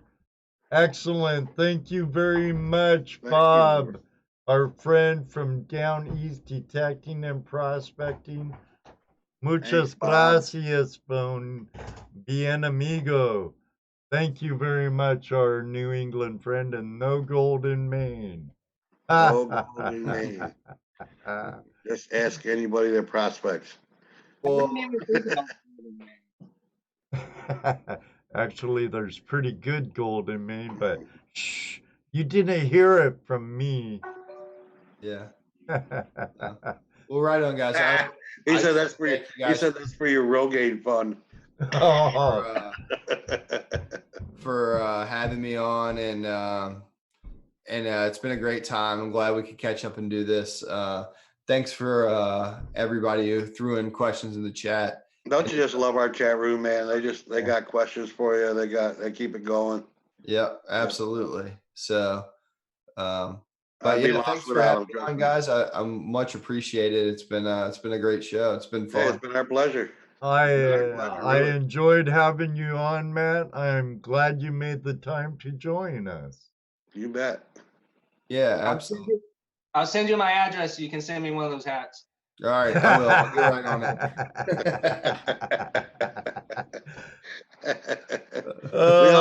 We all want one of those hats, don't we, Ed? Yeah. I'm working on a sticker. I'm only worried about that yet. I'll get you a face hat. I'll put my face right on it. Excellent. I'll have to send you one of mine. It ain't as spiffy as that yet. No worries. No worries. So. Josh, thank you for calling. It's good hearing from you. It's been a long time. I know you're busy with the little one, though. Extremely. Canning and babysitting. Love it. I'll be in touch. The leash is getting longer, so. Cool. I saw the video that Adam put on. You guys. Hey, I'll be releasing one soon. I'm trying to get all the footage from the participants. We had like 60. Cool. So I want every angle. Yep. Cool. Very cool. That looked like fun. Can't wait. Yep. Right. Looking forward to it, Josh. Again, all right, guys. Pat, thank you very much. Really appreciate you joining us. Keep up the awesome work on your channel. And I'll let you know whenever I'm in your neck of the woods. And hopefully we'll be able to meet up and maybe collaborate a little. That sounds great. You guys are welcome anytime you're around, and would love to have you. So very cool. It would be fun. But thanks, guys. I hope you guys have a great evening, and we'll see you soon. Sure enough. Thank you. Thanks for being here. Yeah. Show yourself, Jesse. Oh no, not again. Yeah, I know how you are. My camera doesn't want to work. Well, everybody, it's that time again. I know where I'm going. I'm heading over to Video Calling Show. If you like to participate in a flash raid, what do we call those before? A flash mob, flash raid. Flash raid. I hope to see you there. So until then, may you always have a flash in your pan. And you know what he's going to say next. That's right, because I always do. Maybe one day too. We'll meet you on the river. Good night, everybody. Thanks for joining us.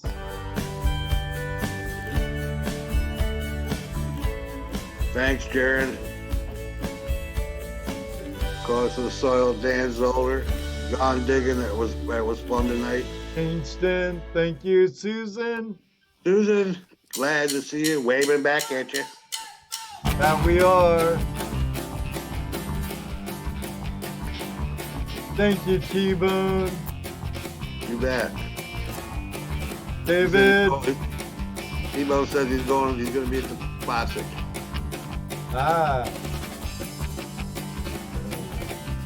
Classic already ended, didn't it?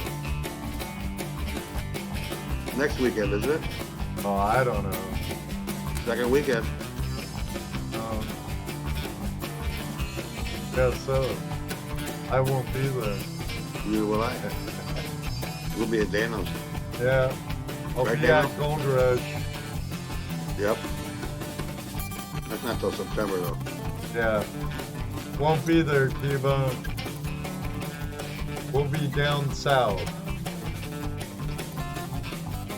Yeah, it is this coming weekend for Posse.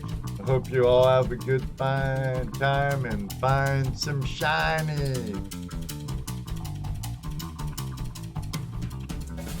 See you at Gold Rush though. Yep.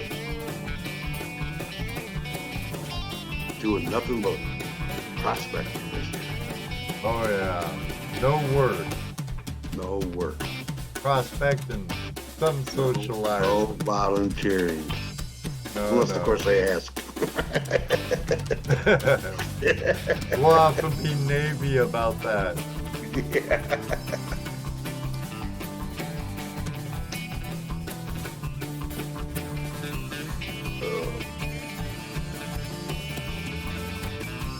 Good show. Matt was a fun guest.